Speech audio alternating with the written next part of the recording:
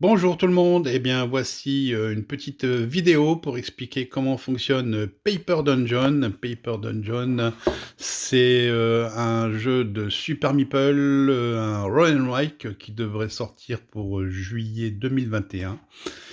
C'est prévu pour 1 à 8 joueurs à partir de 10 ans pour une durée de partie de 30, je veux dire 30 à 60 minutes pour être honnête. Voilà, c'est un jeu de Leandro Pires et ça a été localisé par Super Meeple depuis l'éditeur brésilien Meeple BR. Voilà. Alors, je vais déjà fait une vidéo du contenu de la boîte, hein, donc je vous invite à la regarder sur notre chaîne YouTube si nécessaire. Et je vais vous expliquer aujourd'hui comment cela fonctionne. Donc, la première chose à faire, ça va être la mise en place. Donc, pour la mise en place, vous allez avoir des cartes de donjons comme ceci, et donc il faut en choisir une. Donc il y a un petit texte à l'arrière comme ceci, et vous allez avoir de l'autre côté un plan du donjon.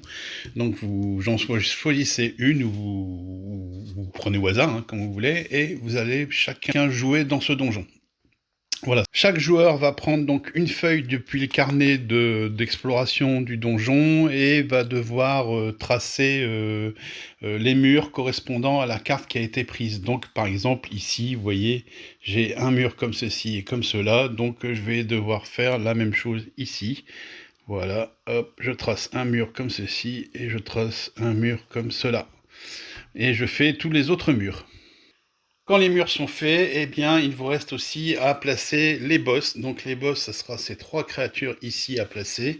Et si on regarde de l'autre côté de la carte, on vous indique ici quel boss il faut prendre. Donc notamment, on va avoir le Minotaure, on va avoir la Chimère et on va avoir le Guetteur.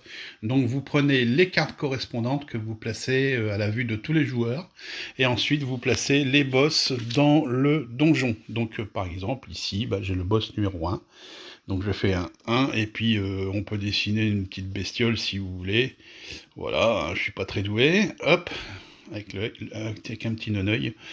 Voilà, ou alors vous mettez tout simplement les numéros. Hein. Donc, par exemple, ici, pour le boss numéro 2, je vais mettre 2 ici, et je vais mettre 3 ici.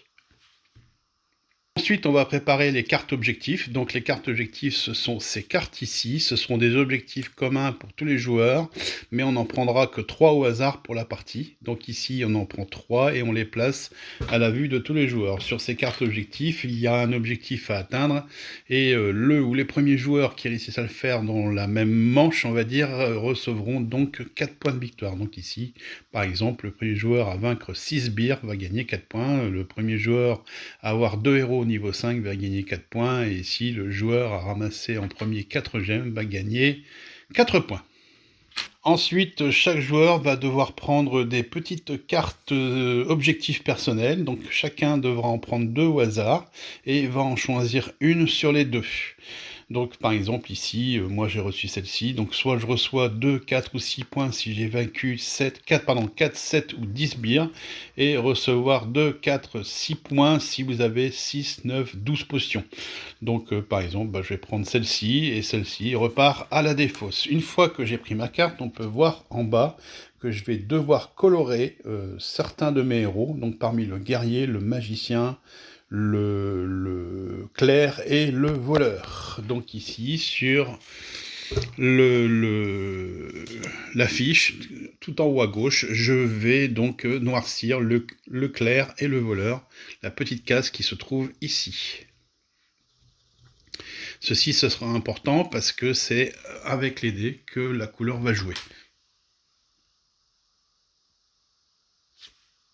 Une fois que chaque joueur a choisi ses petits objectifs personnels, chacun va prendre un petit pouvoir asymétrique. Donc chaque joueur reçoit 2 cartes comme ceci de pouvoir. Il les consulte et il en choisit une sur les 2 pour démarrer la partie. Donc par exemple, celle-ci me permet de monter la capacité de 2 de mes personnages. Et celle-ci me permet d'avoir un bonus de plus 2 quand je vais combattre les boss. Donc par exemple, je vais pas prendre celle-ci, je vais conserver celle-ci, et on verra que bien que j'ai cette capacité, je vais avoir parfois un malus, parfois un bonus, ça dépend de la capacité qui a été choisie. Donc ici, prendre cette carte me donne un malus déjà de 2 points de victoire. Alors, Paper Dungeon, c'est un donjon crawler où chaque joueur va incarner un groupe de héros, composé d'un guerrier, un mage, un clerc et un voleur, à travers un donjon dans lequel il va ramasser des trésors, des gemmes, des objets magiques, prendre des pièges, des potions de soins. Donc il devra éviter un maximum de blessures et améliorer ses compétences. Il devra ou pourra créer des objets magiques comme on a ici. Il pourra utiliser des potions de soins, et enfin, chaque fois qu'il va vaincre ou tuer des sbires, eh bien, il va gagner des points de victoire, et chaque fois qu'il va ramasser des gemmes, il gagnera également des points de victoire. Mais ce n'est pas tout. Il faudra aussi vaincre ou pas des boss, donc il y en aura 3 dans chaque donjon, comme ceci, ce sont des cartes qu'on choisira, et enfin, il y aura des objectifs communs à tous les joueurs. Tout ceci fera que les joueurs auront un certain nombre de points, et celui qui a le plus de points gagne la partie. Le jeu va se dérouler en 8 manches. Donc ici, chaque manche, on va choisir 3 dés à chaque manche. Après avoir jeté les dés, chaque joueur choisit 3 dés et on note ici les dés qui ont été choisis. À la fin des 3 premières manches, on devra combattre le boss numéro 1 ou pas. À la fin de la 6e manche, on combattra le boss numéro 2, et à la fin de la 8e manche, on combattra le boss numéro 3. Comment marche une manche de Paper Dungeon? Eh bien, avant tout, le joueur qui est en cours, on peut faire chacun son tour, ou toujours le même, jette les 6 dés. Si il fait 3 crânes ou plus, les dés seront rejetés. Donc ici, je rejette les dés. Là, j'ai qu'un crâne, je le conserve. Chaque crâne me fait une blessure, donc on pourra en prendre une ou deux à chaque manche. Et chaque fois que j'ai une blessure, je vais devoir cocher ici une blessure ici, ou alors utiliser une potion qu'on verra plus tard.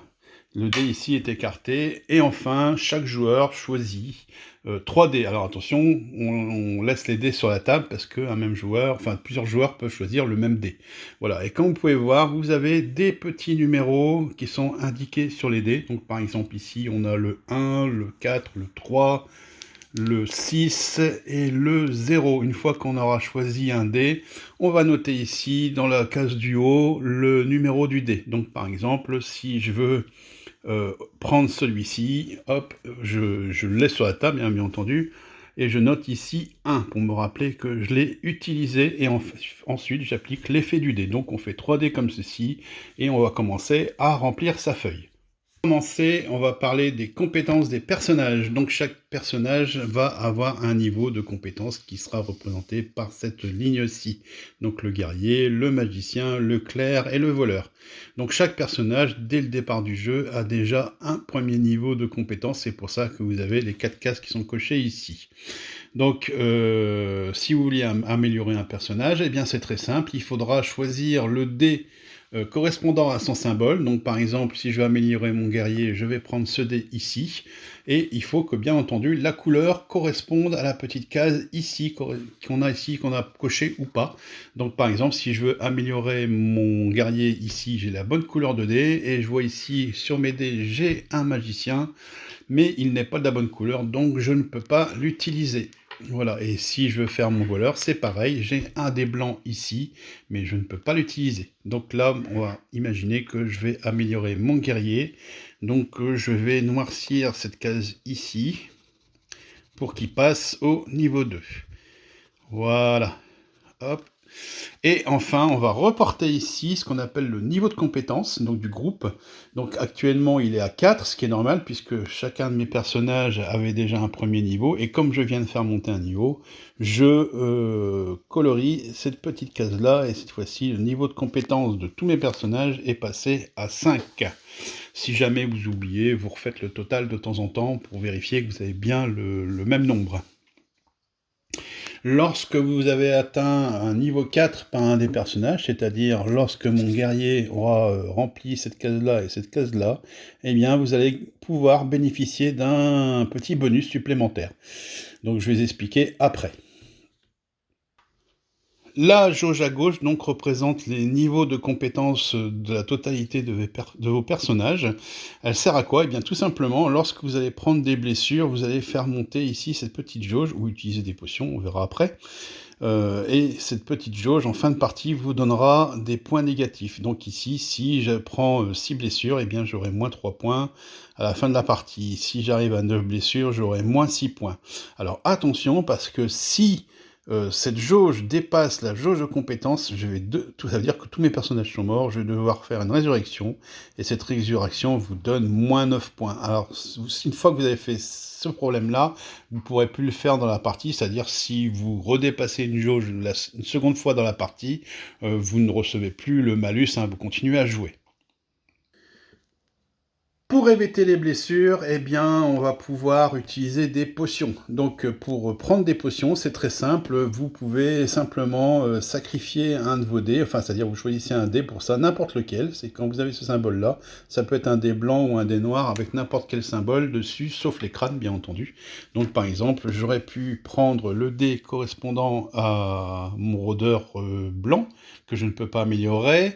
Donc ici, je note le petit numéro du dé qui est 4, et à la place, je vais utiliser une potion. Enfin, je vais fabriquer une potion de vie. Voilà, à quoi ça sert? Lorsque je vais prendre des blessures, plutôt que de les reporter ici, en bas à gauche, je peux en reporter ici. Donc si je prends une blessure, eh bien, je vais cocher cette petite case-là. Si j'en reprends une deuxième ici, je vais pouvoir cocher cette petite case-là. Et ici, au bout d'une troisième, je ne pourrai pas la cocher parce que je n'ai pas la potion, donc il faudra que je coche ici. Cette partie de la feuille vous permet de créer des objets magiques et des bonus pour la partie. Donc pour créer un objet magique, eh bien, il va falloir cocher 2 cases ici, donc on va devoir utiliser au minimum 2 dés pour pouvoir le faire, ou des bonus qui nous permettent de le faire. Donc ici, une fois que j'aurai coché, noirci ces 2 cases-là, je vais pouvoir bénéficier du bonus qui est indiqué à droite. Donc on remarque ici qu'on ne peut pas toujours utiliser n'importe quel dé. Si c'est vrai pour les 4 derniers objets magiques, ou n'importe quelle phase de dé fait l'affaire, à part les crânes, bien toujours, eh bien ici, il va falloir que le dé comporte au moins le symbole correspondant, peu importe la couleur. Donc par exemple, si je décide de décoincer cet objet magique qui me permettra de franchir les douves à l'intérieur du donjon, eh bien c'est très simple, je prends ce dé ici par exemple, et je coche cette case-là, voilà, et là j'ai déjà débloqué une partie de mon objet magique. Voilà, enfin de mon bonus, on va dire. Si on peut voir, chaque petite case qui sera cochée rapportera un point de victoire à la fin de la partie. Je vous explique ensuite à quoi serviront tous ces trucs-là quand j'aurai fini l'explication du donjon. Bien entendu, toute la partie va se faire aussi par le déplacement de votre groupe dans le donjon. Donc il faut imaginer que le déplacement se fait, les personnages sont toujours ensemble. Donc, eh bien, pour se déplacer, c'est très simple, il faudra tracer un trait entre 2 cases. Au départ, vous avez 6 entrées en bas du donjon, donc il faut en choisir une. Une fois que vous êtes rentré, vous allez pouvoir vous déplacer. Pour vous déplacer, vous prenez n'importe quelle phase de dé, et ce dé vous permettra de faire 2 déplacements dans le donjon, ou un seul si vous avez envie. Exemple, si je choisis ce dé-là, n'importe lequel, donc, voilà, et je note le petit numéro ici, le 6 ici, hop, voilà, et bien je vais pouvoir faire 2 déplacements. Donc comme je vous ai dit, il faut partir du bas, je fais un premier déplacement ici, et je fais un second déplacement ici. Voilà, donc mon groupe est arrivé à cet endroit-là, et je vais devoir résoudre les cases une par une. Alors attention, il y a certains dés qui vous permettent de faire 3 déplacements au lieu de 2. Alors bien entendu, ça remplace cette action-là. C'est ce dé-là qui permet de faire 3 déplacements.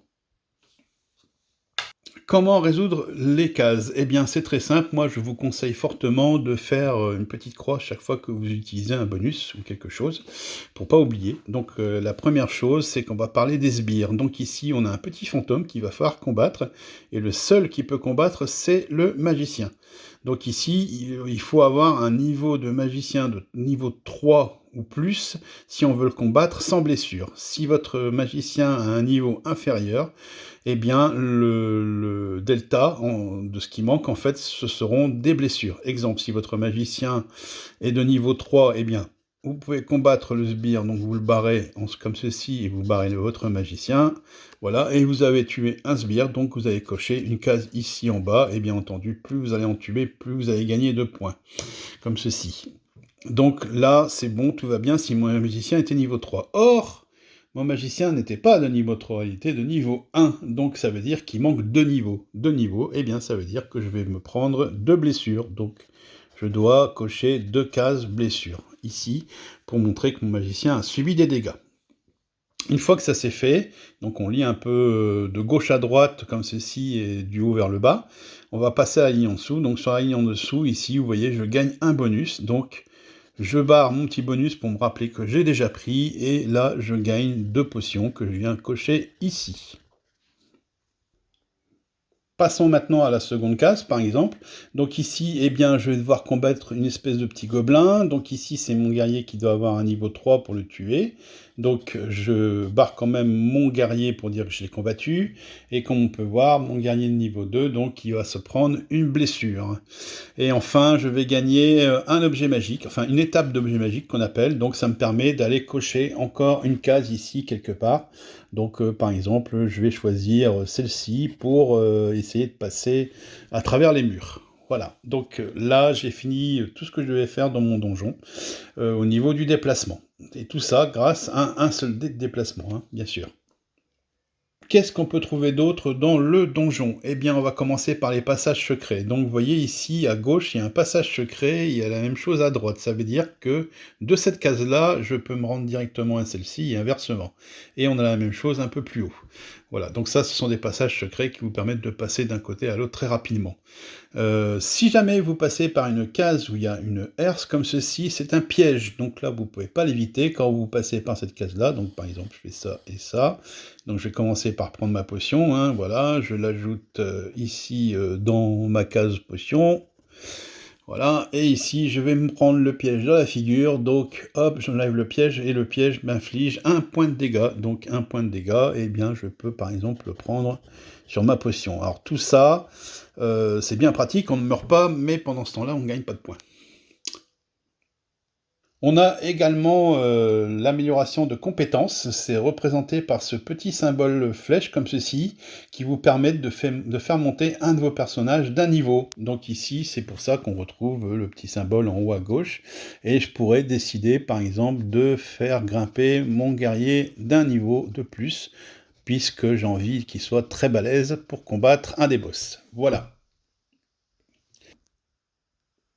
Bien entendu, vous ne pouvez pas franchir les murs et l'eau, puisque vous devez faire le tour, sauf bien sûr si vous avez débloqué les objets et les bonus correspondants dans la partie des objets magiques. Bien entendu, rien ne vous interdit de faire plusieurs déplacements dans le donjon en utilisant à chaque fois un dé pour faire 2 ou 3 pas si le dé l'indique 3. Comme ça, vous pouvez faire beaucoup plus de déplacements. Il est tout à fait possible de revenir sur ses pas. Donc, lorsque vous revenez sur vos pas, par exemple, si j'utilise un dé, donc je me trouve ici. Donc, si je décide de revenir sur mes pas, je peux faire par exemple ceci et ceci. Alors, attention, ici, comme tout ça, ça a été coché, eh bien, je ne peux plus le refaire. Donc, cette case-là est considérée comme vide. En revanche, la seule chose qui fonctionne encore, eh bien, ce sont les pièges. Donc, en revenant sur cette case-là, je me reprends un point de dégâts. Enfin, la dernière phase de dés qu'on n'a pas expliquée, enfin qui existe sur les dés, ce sont les jokers. Donc ce sont des trèfles à 4 feuilles comme ceci. Ces jokers-là remplacent n'importe quelle phase de dés, y compris la couleur. Donc si vous utilisez ça, vous pouvez considérer que c'est valable comme n'importe quel dé. Donc par exemple, je pourrais m'en servir pour justement cocher ma seconde case ici, qui permettra de traverser l'eau sans problème avec ce dé-là. Et bien entendu, je vais devoir noter tout en haut de la feuille, je vais devoir écrire le petit 9 que j'ai utilisé. À la fin de la troisième manche, et à la fin de la deuxième et de la huitième, on va combattre le boss correspondant. Donc ici, c'est le boss numéro 1. Pour le combattre, il y a une condition, c'est que durant la partie, vous vous êtes déplacé par sa case, ou vous êtes arrivé dessus. Donc ici, il fallait que je passe par cette case-ci pour combattre le boss numéro 1, pour le tuer. Enfin, pour essayer de le combattre. Comment ça se passe, un combat? Donc je regarde la carte du boss en question, et je regarde de quel niveau minimum je vais avoir besoin pour le frapper. Donc ici, on me demande un minimum de 9, mais si je fais 13, j'aurai un peu plus de points de victoire et un peu moins de blessures, et si je fais 17, j'aurai encore plus de points de victoire et encore moins de blessures. Comment je calcule? Eh bien, je regarde tout d'abord quel personnage a une compétence doublée. Donc ici, il s'agit de mon guerrier. Je regarde le niveau de mon guerrier, il est niveau 4, mais comme il est doublé, on va dire que ça fait 8. 8, comme il a débloqué ce bonus-là, ça fait 9. 9, 10, 11, 12, 13, et j'aurais pu éventuellement rajouter ce petit bonus-là si j'avais réussi à débloquer. Donc pour l'instant, je reste à 13, mais comme j'avais pris une carte qui me permet de faire un peu plus de dégâts, donc je suis à 15. C'est dommage, à 2 points près, j'arrivais à faire autant de dégâts que là, donc je vais devoir me contenter de ce niveau ici. Qu'est-ce qui se passe? Eh bien, je vais gagner 4 points de victoire que je vais reporter en bas ici sur le premier boss, 4 points de victoire. Et je vais encore prendre 2 blessures, donc ici, par exemple, je pourrais consommer les potions que j'ai mis de côté, sur 2 points. Voilà. Le joueur qui aura fait le plus de dégâts, j'ai bien dit celui qui aura fait le plus de dégâts, strictement, va pouvoir bénéficier de ce petit bonus-ci. Donc ici, il va gagner un niveau de compétence sur un de ses personnages. Voilà, et bien sûr, ils sont différents sur chaque carte. Donc on peut avoir, par exemple, ici, eh bien, on gagne 2 points de victoire supplémentaires. Ici, on va gagner, par exemple, la possibilité de cocher une étape d'objet magique. Que se passe-t-il si je n'ai pas au moins atteint le niveau minimum, ou si je ne suis pas passé par la case du boss? Eh bien, je vais devoir fuir comme un lâche, et fuir comme un lâche, c'est ce petit symbole ici, ça va me coûter moins 3 points de victoire que je reporterai ici en bas au niveau de chaque boss. Une fois que le boss est tué, donc on peut retourner la carte pour dire que c'est terminé. À chaque fin de manche, les joueurs vont vérifier s'ils font un des objectifs communs qui ont été mis au début de la partie. Donc par exemple, moi dans mon cas, j'ai réussi à tuer 6 sbires. Donc j'ai réussi à faire cet objectif commun. Si personne ne l'a encore pris, eh bien je vais gagner 4 points. Si quelqu'un d'autre dans la manche l'a fait également dans la même manche, eh bien il gagne aussi les 4 points. Une fois que la carte est réalisée, elle est retournée, elle ne sera plus valide pour les autres joueurs. Je marque donc les points ici dans la partie à droite, donc je vais mettre ici 4 points, et si j'avais pas fait l'objectif, eh bien je suis obligé de faire une croix. À chaque fin de manche, un personnage doit annoncer s'il est passé ou s'est arrêté sur une gemme. Si c'est le cas, il l'entoure comme ceci et annonce la lettre aux autres joueurs. Donc il entoure aussi également la petite croix pour dire qu'il a ramassé une gemme et prendre éventuellement le bonus correspondant. Enfin, les autres joueurs, s'ils ne sont pas passés par cette gemme durant cette manche, eh bien ils vont devoir la barrer complètement et ils n'auront plus jamais accès à cette gemme. Si un autre joueur a réussi à la ramasser dans la même manche, il en bénéficie également, donc il l'entoure également et fait également sa croix. Il est temps de voir un peu les bonus concernant les personnages. Donc si votre guerrier atteint un niveau 4, eh bien il va avoir la possibilité de faire un dégât supplémentaire contre les boss. Si votre magicien a atteint le niveau 4, eh bien il va pouvoir changer la couleur d'un des dés. Si votre clerc atteint un niveau 4, eh bien, il va pouvoir ignorer les crânes qu'on tire en début de manche, et donc ne pas prendre de blessures. Et enfin, si votre voleur a atteint niveau 4, il va donner accès à une gemme. Cette gemme, il va falloir la cocher ici en bas pour montrer que vous l'avez gagnée.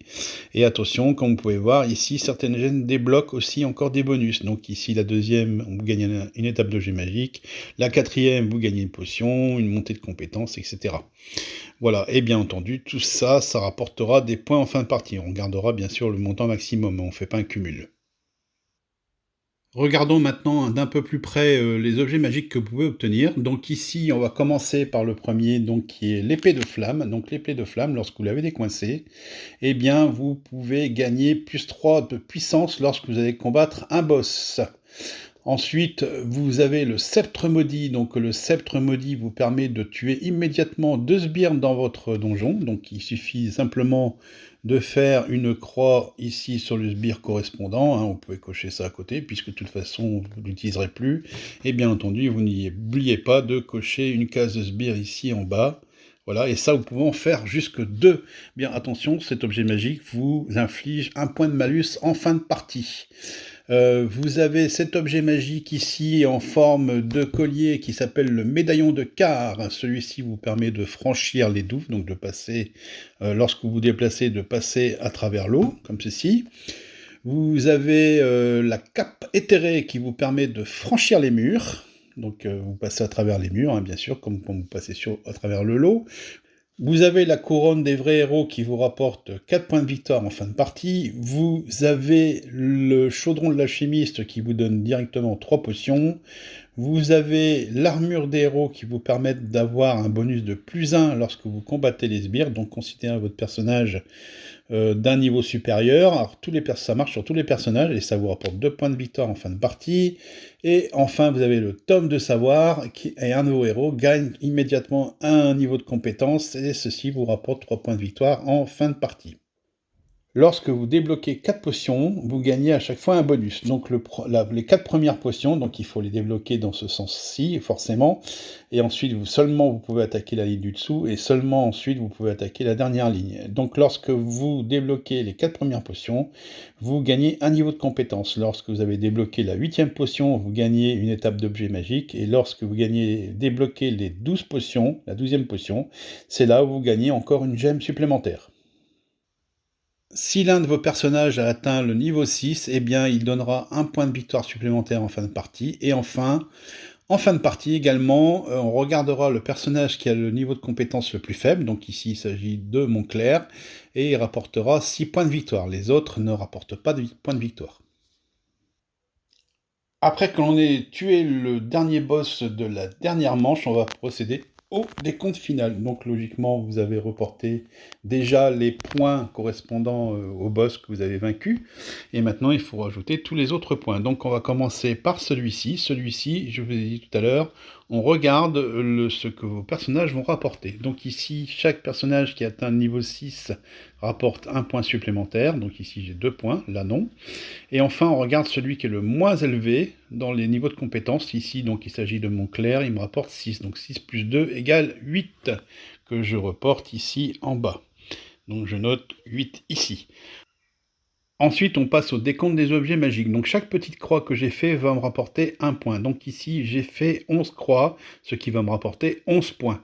Et je regarde si un objet magique débloqué me rapporte ou me retire des points de victoire. Donc celui-ci m'enlève 1 point, celui-ci me rajoute 1 point, donc je reste à 11 points.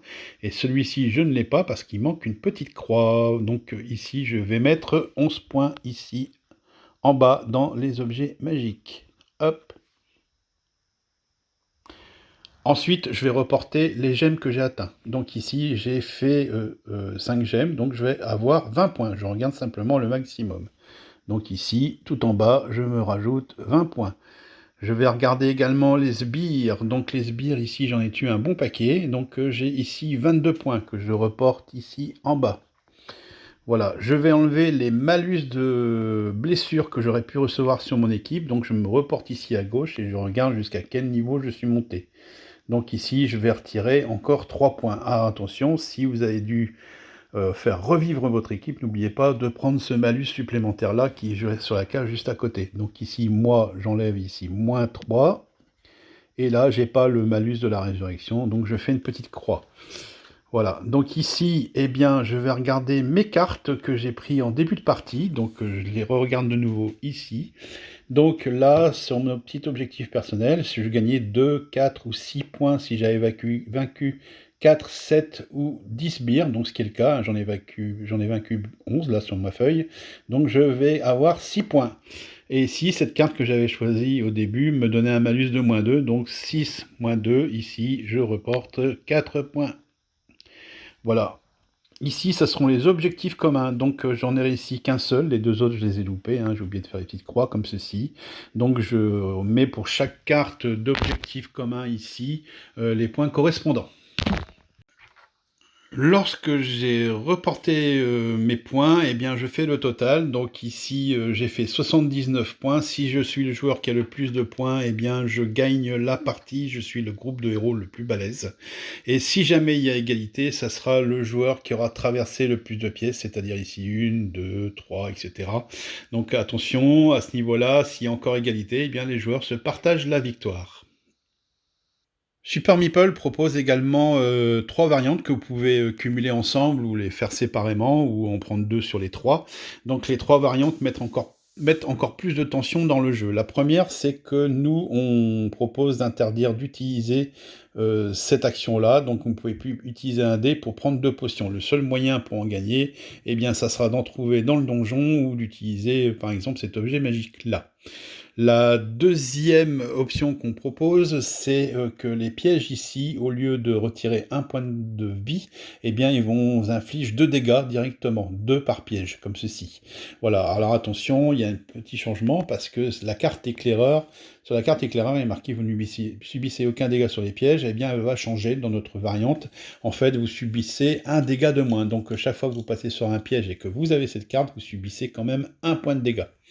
Voilà, et enfin la dernière variante qui est très sympa, eh bien chaque fois que les joueurs ont fini leur déplacement, par exemple ici un joueur arrive sur cette case-là que je viens de dessiner, voilà, eh bien en fin de manche, bon on fait déjà